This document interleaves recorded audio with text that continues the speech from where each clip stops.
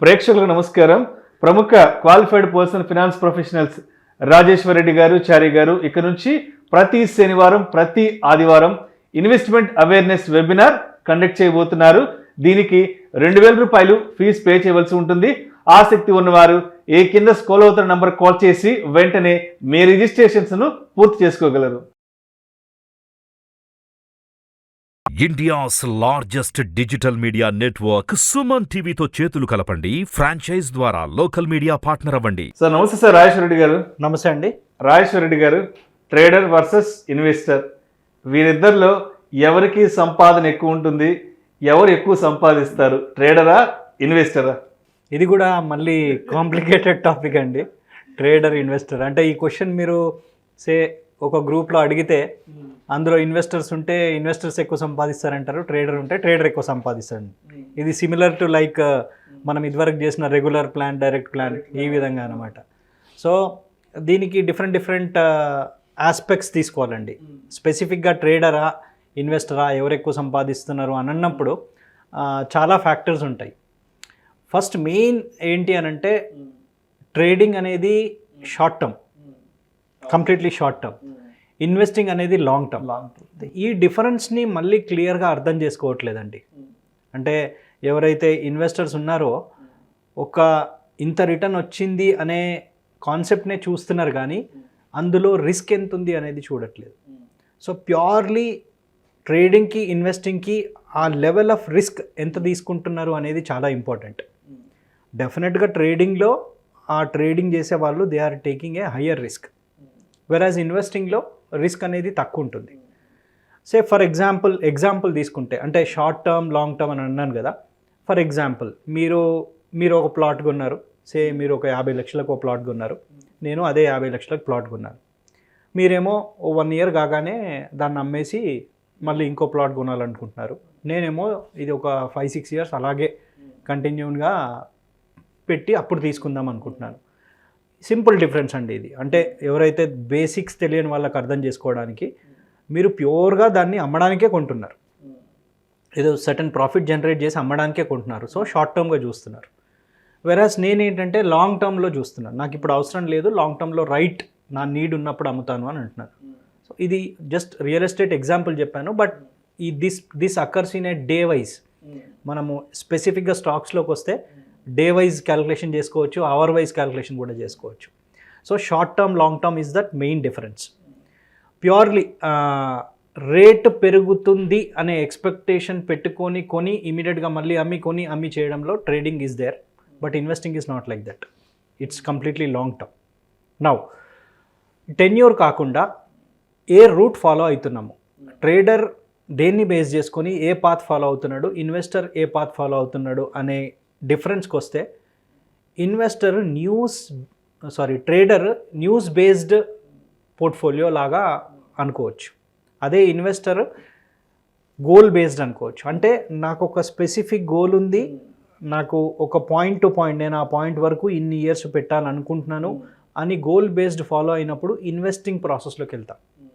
వెరాస్ news based, ఒక trading చేసే వాళ్ళు ఏంటంటే న్యూస్ని బట్టి, whether it is a political news, ఏదైనా సెన్సిటివ్ అవ్వచ్చు, పొలిటికల్ న్యూస్ అవ్వచ్చు, ఎకనామిక్ న్యూస్ అవ్వచ్చు, దానివల్ల ప్రైస్ చేంజెస్ వల్ల ప్రాఫిట్ అండ్ లాస్, స్పెక్యులేషన్ ఎక్కువ ఉంటుంది.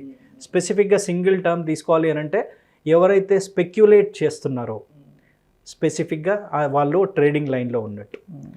It's like gambling. Exact gambling కాదు, సిమిలర్ టు గ్యాంబ్లింగ్.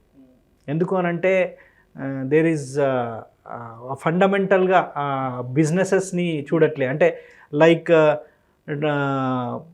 బిజినెస్ అనే ఒక కాన్సెప్ట్, అంటే ఈ బిజినెస్ గ్రో అవుతుంది అనకుండా ఒక స్టాక్ అనే వర్డ్తో చూస్తున్నట్టు.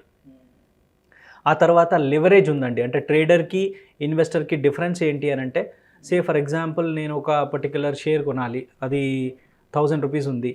నేను ఒక 1000 షేర్స్ కొనాలి అని అంటే ఒక 10 లక్షలు కావాలి. ఇన్వెస్టరు ఆ 10 లక్షలు ఇన్వెస్ట్ చేయాల్సిందే, 10 లక్షలు ఇన్వెస్ట్ చేసి కొనాల్సిందే. బట్ ట్రేడింగ్లో ఆ లివరేజ్ ఉండడం వల్ల ఏంటంటే ఒక 20% మనం పెట్టుకోగలిగితే we can buy that shares. ఆ లివరేజ్ ఉండడం వల్ల రాంగ్ డెసిషన్ అయ్యే ఛాన్స్ ఉండి, మనం మన సొంతంగా మనీ పెట్టి కొన్నప్పటికీ ఒక పోర్షన్ పెట్టి మిగతాది తీసుకున్నప్పటికీ ఆ డిఫరెన్స్ ఉంటుందండి. సో అక్కడ బయాస్ అనేది వస్తుంది. సో దాన్ని అడ్వాంటేజ్గా తీసుకోవచ్చు, డిసడ్వాంటేజ్గా తీసుకోవచ్చు. ఆ తర్వాత ట్రాన్సాక్షన్ ఛార్జెస్ అండి. సో ట్రేడర్ అన్నప్పుడు ఫ్రీక్వెంట్గా అమ్మడం కొనడం చేస్తున్నప్పుడు న్యాచురల్గా transaction charges are more. Though profit is coming, మళ్ళీ ఫైనల్గా వెన్ వీ క్యాలిక్యులేట్ అన్ని ట్రాన్సాక్షన్ ఛార్జెస్ ఇవన్నీ తీసినప్పుడు యాక్చువల్గా క్యాలిక్యులేట్ చేసినప్పుడు ఎంత అనేది చూసుకోవాలి. బట్ మీరు అబ్జర్వ్ చేయండి, కొంతమందిని ఎవరినైనా అడిగినప్పుడు నాకు ఇంత వచ్చింది అంటారు, కానీ మళ్ళీ అక్కడ ట్రాన్సాక్షన్ ఛార్జెస్ ఎంతైనా ఏంటి లెక్కేయరు. సో ట్రాన్సాక్షన్ ఛార్జెస్ ఒకటి ఇంపార్టెంట్. ఆ తర్వాత డెసిషన్ మేకింగ్. అంటే ఈ స్పెక్యులేషన్లోకి వెళ్ళినప్పుడు మనము ఫుల్ అమౌంట్ కూడా పెట్టినప్పుడు, కంప్లీట్ అనాలిసిస్ చేయనప్పుడు, ఏదైతే ఓన్లీ జస్ట్ న్యూస్ దాన్ని బట్టి ప్రైజ్ అయినప్పుడు ఈ స్పెక్యులేషన్లోకి వెళ్ళినప్పుడు డెసిషన్ తప్పు తీసుకునే ఛాన్స్ ఉంటుంది. మోర్ ఎర్రర్ అనేది ఎక్కువ జరుగుతుంది ఈ పర్టికులర్ ట్రేడింగ్ కాన్సెప్ట్లో.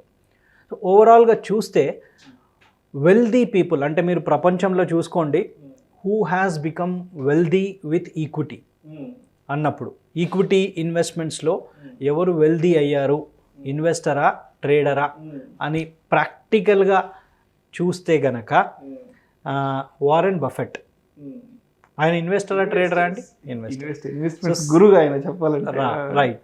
లైక్ ఎగ్జాంపుల్ మన ఇండియాకి తీసుకుంటే రైట్. సో రాధాకృష్ణ దమాని ఉన్నారు, విజయ్ కేడియా, వీళ్ళంతా ఇన్వెస్టర్స్ అండి, they are not traders. So ఈ ఎగ్జాంపుల్ చూస్తే అంటే their life time experience is enough. అంటే ఎన్ని ఒక పర్టికులర్ సక్సెస్ఫుల్ అయిన పర్సన్ని తీసుకుంటే ఎవరైనా సరే వాళ్ళకి ఎన్నో ప్రాబ్లమ్స్, ఎన్నో ఆబ్స్టకల్స్ వచ్చినా కానీ వాళ్ళు సక్సెస్ అయ్యారు అని అంటే definitely we have to learn something from them. మరి ఇట్లా నేర్చుకోవడానికి ట్రేడర్ ఎక్కడున్నారండి? లేరు, ఇన్వెస్టర్సే ఉన్నారు. సో పర్టికులర్గా ఇక్కడ ఈ ట్రేడింగ్కి ఇన్వెస్టింగ్కి ఈ డిఫరెన్స్ తెలిసి రైట్ డెసిషన్స్ తీసుకోవాలంటే ఫస్ట్ ఆఫ్ ఆల్ మనకి ఫైనాన్షియల్ నాలెడ్జ్ ఇంపార్టెంట్ అండి. అంటే ఫైనాన్షియల్ బేసిక్స్, అంటే అసలు ట్రేడింగ్కి ఇన్వెస్టింగ్కి పోయే ముందు నా ఇన్కమ్ ఎంత ఉంది, నేను దేనికి ఇన్వెస్ట్ చేయాలి, నా ఫ్యూచర్ ఫైనాన్షియల్ గోల్స్ ఏంటి, ఇవన్నీ డిసైడ్ చేసుకున్న తర్వాత అప్పుడు ప్రోడక్ట్కి వచ్చి ఆ ప్రోడక్ట్కి వచ్చిన తర్వాత నేను ఏ పాత్ ఫాలో కావాలి అనేది డిసైడ్ చేసుకోవచ్చు. కానీ ఇక్కడ ఏం జరుగుతుంది అని అంటే రివర్స్లో వస్తున్నాం మనము. ఫస్ట్ రిటర్న్స్ కోసం చూస్తూ ఎక్కడ రిటర్న్ ఎక్కువ వస్తుందో అక్కడికి వెళ్ళిపోయి ఆ రిస్క్ అనేది మనం అనలైజ్ చేయట్లేదు. ఇదంతా ఎందుకండి? ఇప్పుడు జీరోదా అందరికీ తెలుసు. Zerodha is a trading platform. Nithin Kamath Nithin Kamath himself told that ఎవరైతే జాబ్ బిజినెస్ చేస్తూ ఈ ట్రేడింగ్ చేస్తున్నారో, so they are a little more successful than full time traders. And అంటే ఇక్కడ జాబ్ చేస్తూ బిజినెస్ చేస్తున్న వాళ్ళు చేయాలని కాదు. What I mean to say is trading అనేదే దాని మీదే డిపెండ్ అయ్యి మన ఎంటైర్ ఇన్కమ్ సోర్సే దాని మీద ఉండడం 100% రాంగ్ అండి. ఎందుకు అనంటే ఆ ఫండమెంటల్ అనాలిసిస్ ఇవన్నీ చేయాలి. ఇప్పుడు బికాస్ నితిన్ కామత్ ప్రకారము ఏదైతే ఆ డేటా ఉందో అందులో అవుట్ ఆఫ్ 100 పీపుల్ ఒక 3 years ట్రేడింగ్ చేస్తే, out of 100 people 3 years trading చేస్తే ఒక్కరికి ప్రాఫిట్ వస్తుంది. అది కూడా ఎంత వస్తుంది? More than FD return. మళ్ళీ ఆ రిటర్న్ క్యాలిక్యులేషన్ వేసుకుంటే ఈవెన్ మీరు కొన్ని ట్రేడింగ్ అకౌంట్స్ ఓపెన్ చేసినప్పుడు కూడా ఫస్ట్ ప్రతిసారి లాగిన్ చేసినప్పుడు మీకు ఒక డిస్క్లైమర్ వస్తుంది. మీరు లాగిన్ చేసినప్పుడు ఆ డిస్క్లైమర్ని క్లియర్గా చదవండి, మీకు అర్థమైపోతుంది ఇన్వెస్టర్ ఎక్కువ సంపాదిస్తున్నాడా, ట్రేడర్ ఎక్కువ సంపాదిస్తున్నాడా దానికి. Thank you so much Rajeshwara Reddy గారు. Trading versus investment and trader versus investor, so వీరిద్దరిలో ఎవరు ఎక్కువ సంపాదిస్తారు అనే అంశం గురించి చాలా క్రిస్టల్ క్లియర్గా చాలా మంచి బెస్ట్ ఎగ్జాంపుల్స్తో మంచి విశ్లేషణ అందించారు. Thank you so much sir. Thank you. ప్రేక్షకులకు విజ్ఞప్తి, ఈ వీడియోలో ప్రస్తావించబడిన అంశాలు కేవలం ప్రేక్షకులకు ఒక అవగాహన కొరకు, ఒక ఇన్ఫర్మేషన్ కొరకు, ఒక ఎడ్యుకేషన్ పర్పస్ కొరకు మాత్రమే వీటి గురించి ప్రస్తావించడమైనది. ఇవి మా రికమెండేషన్ అయితే కాదు. పెట్టుబడులు పెట్టే ముందు మీ ఫినాన్స్ ప్రొఫెషనల్ని సంప్రదించి మాత్రమే తుది నిర్ణయం తీసుకోగలరని మా మనవి.